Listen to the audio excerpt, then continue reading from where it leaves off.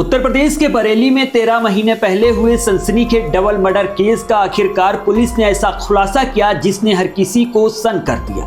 लंबे समय तक उलझी रही इस गुत्थी को सुलझाते हुए पुलिस ने जब आरोपी को गिरफ्तार किया तो उसकी जुबान से निकली कहानी ने पूरे मामले को और भी रहस्यमय बना दिया। आरोपी का दावा है कि उसने अपनी पत्नी की हत्या इसलिए की क्योंकि उसे अपनी ही जान का खतरा था।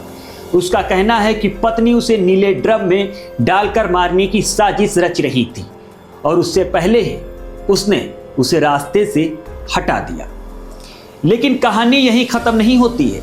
पुलिस जांच में एक और चौंकाने वाला खुलासा हुआ। इस पूरे घटनाक्रम के पीछे एक किशोरी की हत्या का राज भी दफन था। 13 महीने तक शांत दिख रही इस फाइल के पन्ने जैसे ही खुले, परत दर परत ऐसे सच सामने आए जिसने न सिर्फ पुलिस बल्कि पूरे इलाके को हिला कर रख दिया। आखिर क्या है नीले ड्रम की सच्चाई? क्या सचमुच आरोपी को अपनी जान का खतरा था या ये सब एक सोची समझी साजिश थी? बरेली का यह दोहरा हत्याकांड अब कई अनसुलझे सवाल छोड़ता नजर आ रहा है। दरअसल थाना क्लोड़िया क्षेत्र में 1.5 साल पहले लापता हुई एक किशोरी के मामले में चौंकाने वाला खुलासा हुआ। पुलिस ने किशोरी की हत्या और वर्ष 2017 में एक महिला की हत्या के आरोप में सलीम हुसैन तथा आसिम उर्फ अमित उर्फ डॉक्टर बंगाली को गिरफ्तार किया है। दोनों आरोपी पश्चिम बंगाल भागने की फिराक में थे, जिन्हें 11 फरवरी को बाजार के आगे बेरिया कट से दबोच लिया गया। एसपी उत्तरी मुकेश चंद्र मिश्रा का कहना है कि ग्राम सतवन पट्टी निवासी अजीज अहमद ने 8 फरवरी 2025 को अपनी बेटी के लापता होने की रिपोर्ट दर्ज कराई थी। जांच के दौरान सितंबर 2025 में नदी किनारे गन्ने की खेत में गुत्थी हुई सिर की चोटी, कपड़े और हड्डियां बरामद हुई। डीएनए जांच में पुष्टि हुई कि अवशेष अजीज अहमद की बेटी के ही थे। मोबाइल सीडीआर खंगालने पर गांव के ही सलीम हुसैन की संदिग्ध गतिविधियां सामने आई। किशोरी से उसकी कई बार बातचीत हुई थी और घटना वाली रात दोनों की लोकेशन एक ही स्थान पर पाई गई।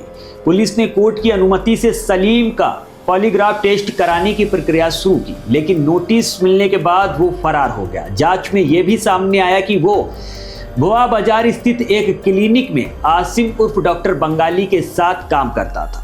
पुलिस के अनुसार दोनों आरोपी कोलकाता भागने की तैयारी में थे और पैसों का इंतजार कर रहे थे, तभी उन्हें पुलिस ने गिरफ्तार कर लिया।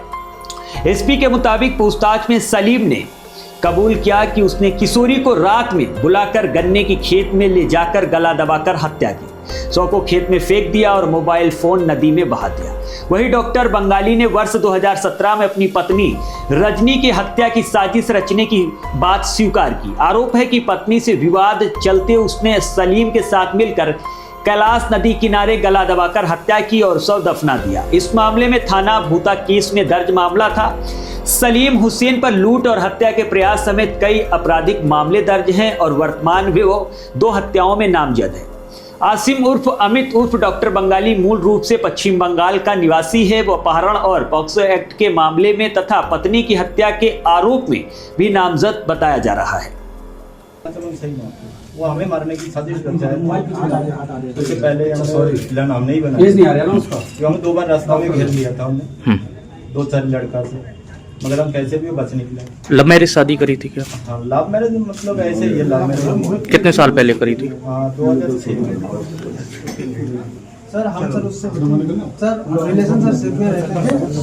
सर हमने उसे मिलने के लिए बुलाया था, मिलने के लिए आए थे तो पापा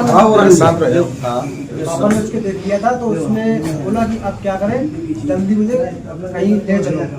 ये मैंने कि क्यों कि मेरे बाप ने मारा, घर चल अगर सजा मिलेगी तो दोनों को बराबर मिलेगी। तो सर मैं उसे मनाता रहा। सर मैंने उसके हाथ पैर भी पकड़े सर, पैर भी मैंने अपने मुँह से छूए तो सर वो नहीं माना। सर मेरी बहन की सर शादी थी, उनकी अपने घर रहेंगे तो वो बोली भाग चलो, मैंने भाग के नहीं जाएंगे वरना मेरे घर वाले भी परेशान हो जाएंगे। थाना केलड़िया से संबंधित है, जहां मुकदमा अपराध संख्या 9/25 वादी अजीज अहमद के द्वारा अपनी 16 वर्षीय पुत्री के गुमशुदा हो जाने के फलस्वरूप अज्ञात के विरुद्ध लिखाया गया था, जिसमें मुकदमा अपराध संख्या 9/25 अंतर्गत धारा 137(2) BNS ये 8 जनवरी 2026 को थाना केलड़िया में दर्ज किया गया था।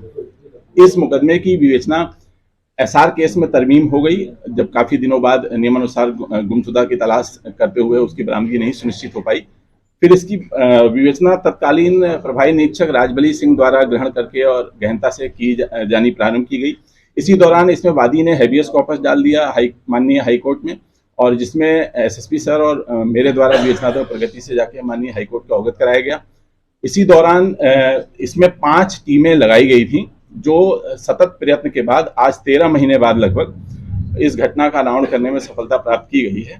और इसमें 2 अभियुक्त, जो सलीम जो कि मुकदमा अपराध संख्या 9/25 में अभियुक्त है, तथा इसमें एक अन्य मुकदमे का भी खुलासा हुआ, जो खुलासा एक हत्या जो 2017 में कारित की गई थी, जिसके संदर्भ में उस समय रिपोर्टिंग नहीं की गई थी।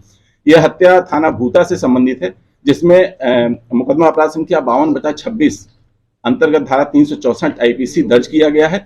और उसका भी एक जो सह अभियुक्त है सलीम, और उसका मुख्य अभियुक्त जो डॉक्टर बंगाली उर्फ अमित है, उसको गिरफ्तार कर आज माननीय न्यायालय की वृक्षा में भेजा जा रहा है।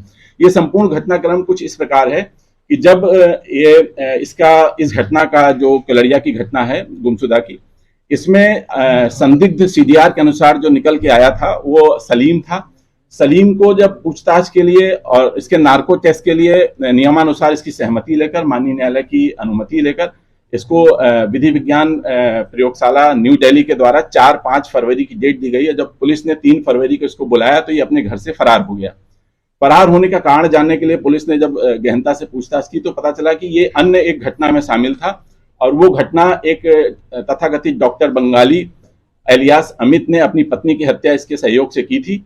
और उसने ही इसको पूछने पर बताया कि अगर पॉलीग्राफ टेस्ट में इसको वहां ले जाया जाएगा तो ये दोनों ही हत्या का खुलासा इसके द्वारा हो जाएगा, जिसके भय से ये वहां से फरार हो गया। वो उक्त डॉक्टर बंगाली भी मौके से फरार हो गया, और पुलिस ने फिर गहनता से और पता रसी सुराग रसी करते हुए इनकी गिरफ्तारी की। गिरफ्तारी के बाद जब इनको गहनता से और गहराई से पूछताछ की तो दोनों ही घटनाओं का खुलासा हुआ।